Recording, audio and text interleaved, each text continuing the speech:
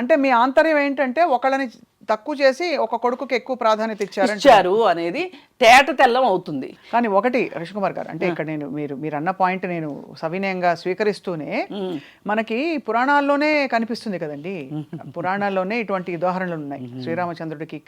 అలా అని ఇక్కడ ఏదో అలా అని భరతుడు చెడ్డవాడని మనం ఎలా అంటాం? నేను చెడ్డవాడు అనట్లేదు, నేను చెడ్డవాళ్ళు మంచివాళ్ళు అనట్లేదు. ఒక తండ్రిగా నువ్వు సమానంగా చూడాల్సిన బాధ్యత ఉందా లేదా ఒక తండ్రికి? పిల్లలు ఎలా అన్నా ఉండేవండి. ఇద్దరు పిల్లలు ఉన్నారండి, ఒకళ్ళు చాలా సెల్ఫ్ సఫిషియెంట్గా చాలా బాగుంటారు. ఒక అబ్బాయికి అనారోగ్య కారణాల వల్ల కావచ్చు, లేకపోతే అతనికి తెలివి తక్కువ వల్ల కావచ్చు, ఒక పిల్లవాడు లోలో ఉన్నాడు అనుకోండి, పెద్దవాడిని కూర్చోబెట్టి అరే నాన్న నీ తమ్ముడు ఇలా, నీ అన్న ఇలా ఉన్నాడు, పరిస్థితి ఎలా ఉంది, అతన్ని కూడా మనం పైకి తెచ్చుకోవాలి అని మాట్లాడి చేయాల్సింది పోయి నువ్వే డిఫరెన్స్ చూపిస్తుంటే వాళ్ళ మధ్యలో వైషమ్యాలు పెరుగుతాయే పెరగవా? ఖచ్చితంగా వైషమ్యాలు ఏ కుటుంబాల్లో ఉండకూడదు, ఒప్పుకుంటా. ఎన్టీ రామారావు గారు ఇప్పుడు ఆయనకి 10 మంది సంతానం కదండి, ఎంతమంది బాలకృష్ణ గారు అంత పాపులర్ అయ్యారు? మరి ఆయన అందరికీ ఏదో ఒక రకంగా ఏదో ఒక రంగంలో, సినిమాటోగ్రఫీలో ఒకళ్ళకి, ప్రొడక్షన్లో ఒకళ్ళకి, యాక్షన్లో ఒకళ్ళకి, కుటుంబ వ్యవహారాలకు సంబంధించి ఒకళ్ళకి, ఇప్పుడు రామకృష్ణ అనే ఆఖరిని ఉంటాడు, అతను అందరు కుటుంబ సభ్యుల ఆర్థిక వ్యవహారాలు విషయంలో అతను చూసుకుంటాడు. ఒక ఆయన ఉన్నాడు, ఆయన సినిమాటోగ్రఫీ చేస్తారు. అవును, ఇట్లా ఉన్నారు. అక్కడ ఇప్పుడు ఎవరైనా వచ్చి బయటకు వచ్చి మాట్లాడింది లేదు కదా, నేను అనేది అది. ఇప్పుడు ఇక్కడ ఎందుకు అయ్యింది ఇంత అంటే మనోజ్కి ఎందుకు ఆ ప్రాధాన్యత ఇవ్వలేదని మనం మీ విశ్లేషణ, లేదు కొంతమంది అభిప్రాయం? లేవు కదా, నాకు అందరూ నన్ను అల్లారు ముద్దుగా నిన్ను పెంచాను, అందరికంటే ఎక్కువ నీ మీదే ఖర్చు పెట్టి పంపించానని స్వయంగా తండ్రి గారు అన్నారు కదండి. కాదు, నీ మీదనే ఎక్కువ ఖర్చు పెట్టాలనుకున్నాను, నిన్ను చదివిద్దాం అనుకున్నాను, కానీ నువ్వు చదువుకోలేదు అన్న పక్కన ఒక ఫిల్ ఇన్ ద బ్లాంక్ ఉంది. నీకే ఎక్కువ ఖర్చు పెట్టి చదివిద్దాం అనుకున్నాను కానీ నువ్వు చదవలేదు అనేది ఫిల్ ఇన్ ద బ్లాంక్. అసలు ఆ వీడియో మొత్తంలో మీరు ఆశాంతం గమనిస్తే బిట్టు ఆత్మస్తుతి పరనింద, ఈ మొత్తం విషయానికి మనోజే కారణం, నేను ఏమాత్రం కారణం కాదు, విష్ణు ఏమాత్రం కారణం కాదు అన్నట్లుంది. ఇది వింటే ఒకవేళ మనోజు మనసు మార్చుకుని ఒక చోట కూర్చుని అక్రాస్ ది టేబుల్ ప్రశాంతమైన వాతావరణంలో కూర్చోవాలి అని అనుకుంటే కూడా అతను వెనక్కి వెళ్ళిపోయేటట్లుంది ఆ వీడియో. ఇప్పటికైనా నువ్వు నష్ట నివారణ చర్యలు చేపట్టాలి అంటే కొన్ని మాటలు మాట్లాడకూడదు. అవును, విష్ణు కూడా అదే మాట్లాడుతున్నాడు. మనోజ్ చేసిన దానికి నా తండ్రి చాలా తక్కువ చేశాడు అని మాట్లాడుతున్నాడు. నువ్వు కాదు ఆ మాట అనవలసింది, మోహన్ బాబు అనాలి. నువ్వెందుకంటావు? ఇప్పుడు అసలే మీ ఇద్దరికి గ్యాప్ ఉంది, ఈ గ్యాప్ను ఫిల్ చేయాల్సిన మోహన్ బాబు గారి గ్యాప్ను ఫిల్ చేయకపోగా అది ఏదన్నా కానివ్వండి ఆ గ్యాప్ పెరుగుతా వెళ్తుంది. ఇప్పుడుకైనా సరే, ఇప్పుడు లక్ష్మి ఎందుకు ఏమీ మాట్లాడుకోకుండా వెళ్ళిపోయింది? ఇది నా వల్ల కాదు అనేది ఆమెకు అర్థమైపోయింది, ఇది నా కప్ ఆఫ్ టీ కాదు అని అర్థమైంది ఆమెకి, వెళ్ళిపోయింది. నా వల్ల కాదు అనిపించింది. గతంలో పరిష్కరించిన తనే పెళ్లి విషయం అప్పుడు, ఇప్పుడు ఈసారి తను ఏమి ఇంకా కుదరని పని అని వైదొలగడం అది ఓకే అంటే ఎవరి బాగోగులు. కానీ ఇతను వచ్చిన దగ్గర నుంచి ఇంకొంచెం ఎక్కువ రాజుకుంటుంది తప్పితే ఇతను ఇచ్చే స్టేట్మెంట్ల వల్ల విష్ణు గారు ఇచ్చే విష్ణు ఏది ఏమైనా ఇది మా కుటుంబ వ్యవహారం, మేము తేల్చుకుంటాము అంతే కదండి అనేసేసి ఊరుకుంటే బాగుంటుంది. ఇప్పుడు మోహన్ బాబు గారు కూడా ఆ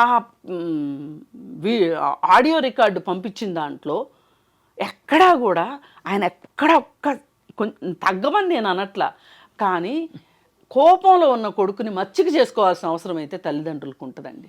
అది ఏ వయసు అయినా కానివ్వండి, అది తల్లిదండ్రులకు మాత్రమే తెలిసిన విద్య. అది అంటే ఒక వయసు అయ్యాక కృష్ణకుమార్ గారు తల్లిదండ్రులే పిల్లలు ఈడొచ్చిన పిల్లలు చెట్టంత కొడుకుని ఊరికే అంటారండి.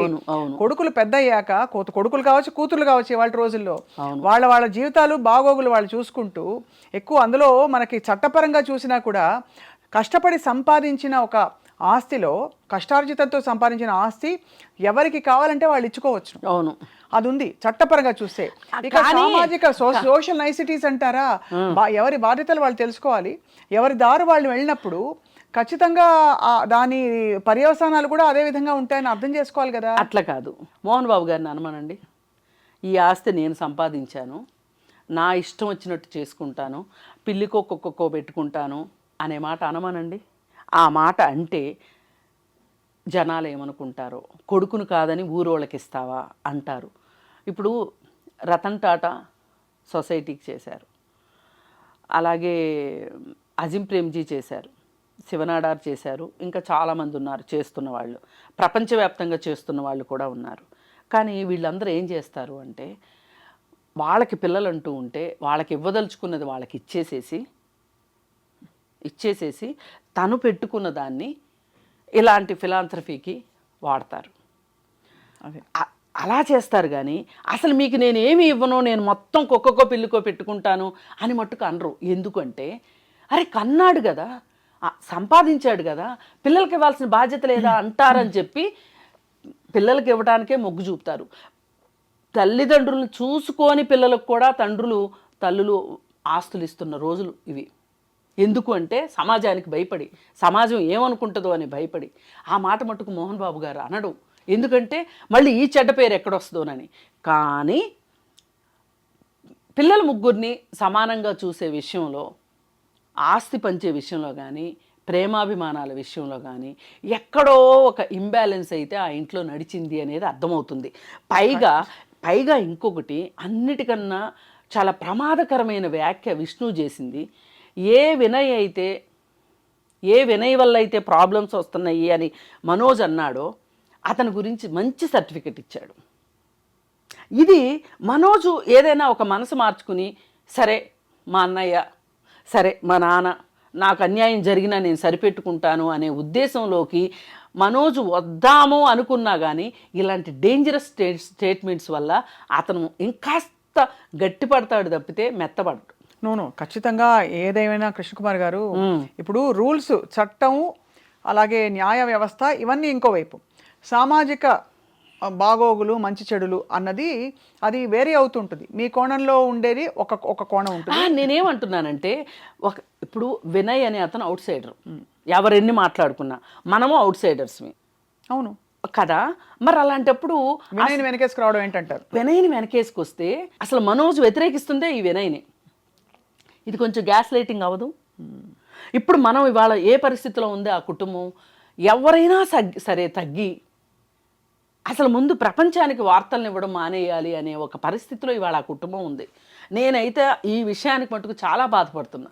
ఎందుకంటే ఏ ఇంట్లో గొడవలు లేవు, అందరిళ్లలోనూ గొడవలు ఉన్నాయి. కానీ ఇలా మొత్తం మీడియాకి ఎక్కుతున్నాయా? ఒక సెలబ్రిటీ అనే హోదా ఎంత ముళ్ళ కిరీటమో ఇప్పుడు అర్థమవుతుంది.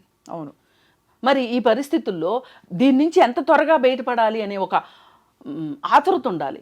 ఇంకా గొడవలు పెంచుకుందాం అనే దానికన్నా ఎంత తొందరగా, అసలు ఇప్పుడు వినయ్ అతను ఒక ఎంప్లాయీ, అంతకంటే అతని గురించి కామెంట్ చేయడానికి లేదు అని ఉంటే అయిపోయి ఉండేది. అంతే కదా. అలా అనకుండా ఏ మనోజు ఎవరి గురించి అయితే మాట్లాడుతున్నాడో అతను నువ్వు వెనకేసుకొస్తున్నావు అంటే అతను నువ్వు ఒకటేనే కదా అర్థం. అవును, నేనేమంటున్నానంటే కుటుంబ వ్యవస్థని కాపాడుకోవటం కానీ, కుటుంబాలని కాపాడుకోవటం కానీ చాలా కష్టతరమైన విషయం. ఒక బిజినెస్ని విజయవంతంగా నడపచ్చు, కానీ ఒక కుటుంబాన్ని విజయవంతంగా నడపటం చాలా కష్టం.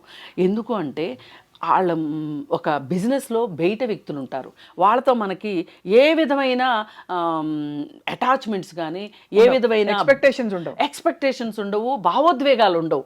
కానీ కుటుంబం అనేసరికి ఇవన్నీ ఉంటాయి, భావోద్వేగాలు ఉంటాయి. వీటిని కాపాడుకోవాలి అంటే హ్యాండిల్ విత్ కేర్ ఉండాల్సిందే. తప్పకుండా హ్యాండిల్ విత్ కేర్. కానీ ఏదేమైనానండి, ఎవరి కోణం వారిది కృష్ణకుమార్ గారు. ఇందులో మీరు చెప్పిన కోణాలు కొన్ని కరెక్టే అయినప్పటికీ ఇక్కడ ఏంటంటే విషయం, ఇది చాలా సున్నితమైన విషయం. అల్టిమేట్గా వాళ్ళందరూ కలుస్తారు, కలవాలి కూడా. మనం ఎంత కామెంటరీ ఇచ్చినా కూడా కలుస్తారనే ఆశిస్తాం కదండి. అవును, అంతే కదా అది. అండ్ కుటుంబ వ్యవస్థలు ఇందులో చూసి నేర్చుకోవాల్సింది ఏంటంటే, మనం గాజు పదునుగా జాగ్రత్తగా బంధాలను నిలుపుకుంటూ చేయవలసిన కర్తవ్యాలన్నీ కూడా ఆ టైంకి చేసేస్తే బహుశా ఇలాంటి మనస్పర్ధలు రాకుండా కాపాడుకోవచ్చు అని చెప్పడానికి ఇన్సిడెంట్ జరిగింది. అంతకంటే ఏం లేదు కదా. ఇప్పుడు నేను ఫ్యామిలీ కౌన్సిలింగ్లో కూడా చూసేది ఏంటంటేనండి, ఏ అత్తగారు మామగారు అయితే ఫెవికాల్ లాగా బంధాలు చాలా దృఢమైనవి అని అనుకుంటూ ఎక్కువ ఇన్వాల్వ్ అయిపోతుంటారో పిల్లల జీవితాల్లో, ఆ కుటుంబాలే రోడ్డుకి ఎక్కుతాయి. ఎవరైతే నా పాత్ర అయిపోయింది, నా పాత్ర అయిపోయింది. ఏంటి, పెళ్లి చేసుకున్నాం, పిల్లల్ని కన్నాం, వాళ్ళని పెంచాం, వాళ్ళని పెద్ద చేసాం, ప్రయోజకులను చేసాం. మా పాత్ర అయిపోయింది, మా డ్యూటీ మేము ఫుల్ఫిల్ చేసాం. ఇంకా బతకటం అనేది వాళ్ళ డ్యూటీ అని వదిలేస్తారో ఆ కుటుంబాలు చాలా బాగుంటాయి. అవునండి. అలా కాకుండా అన్నీ మళ్ళీ ఇంకా నేనే ఉండాలి, నా పిల్లలు అనే ఒక మనస్తత్వం ఇలాంటి కుంపట్లు చేస్తాయి. అందుకే నేను మొదటి నుంచి నాకు ఖలీల్ జిబ్రాన్ అంటే చాలా ఇష్టం. ఆయన సూక్తి ఒకటి ఉంటుంది, పిల్లలు నీలో నుంచే వస్తారు కానీ నీ వాళ్ళు కాదు. అది మనం ఎంత బాగా అర్థం చేసుకుంటే మన జీవితాలు అంత బాగుంటాయి. నాకు పిల్లలు ఉన్నారు, నేనైతే అదే పాటిస్తా. నేనే కన్నా, నేనే పాలిచ్చాను, ప్రసవ వేదన పెట్టి కన్నాను. కానీ ఎంతవరకు ఒక పాయింట్ అయ్యాక నీ రెక్కలు నీకు వచ్చాయి, నువ్వు ఎగురు, నీ జీవితం చూసుకో అని. అందుకే పిల్లలు కూడానండి అదే ఒక స్వావలంబన చూపిస్తే తల్లిదండ్రులకు కూడా ఒకలాంటి తృప్తి అండి. ఇక్కడ నిజంగానే మీరు అన్నట్టు మీ పాయింట్ అర్థం చేసుకున్నారు కృష్ణకుమార్ గారు. తప్పకుండా ఈ సమస్య పోయి ఈ విషయం వాళ్ళది. అసలు ఇంకొకటి అండి, జీవజాలం మొత్తంలో కూడా అతి ఎక్కువ కాలం తల్లిదండ్రుల మీద ఆధారపడేది మనుషులే. జీవితకాలము మనుషులకే ఎక్కువ. పాయింట్ అవును, మనుషులకే ఎక్కువ. నేను మొన్న వీడియో చూశాను, ఒక పెట్టె గుడ్డు పెట్టింది, 10 గుడ్లు పెట్టింది, రోజుకొకటి. 10 గుడ్లు అయిన తర్వాత పిల్లలు వచ్చేసినాయి. పిల్లలకు ఆహారం అవసరమైంది అనుకున్నప్పుడు ఎక్కడికో ఎగిరెళ్ళి ఆహారం తీసుకొచ్చింది, పెట్టింది. 4-5 రోజులు పోయిన తర్వాత ఇవి ఆహారం సంపాదించుకోవడం మొదలెట్టాయి. ఆ తల్లి మళ్ళీ అంతర్ధానం అయిపోయింది. మరి గూడు ఇరుకయిందని వెళ్ళిందా, లేకపోతే ఇది ఇంతే సృష్టి అనుకుని వెళ్ళిందో తెలియదు, కానీ అయిపోయింది.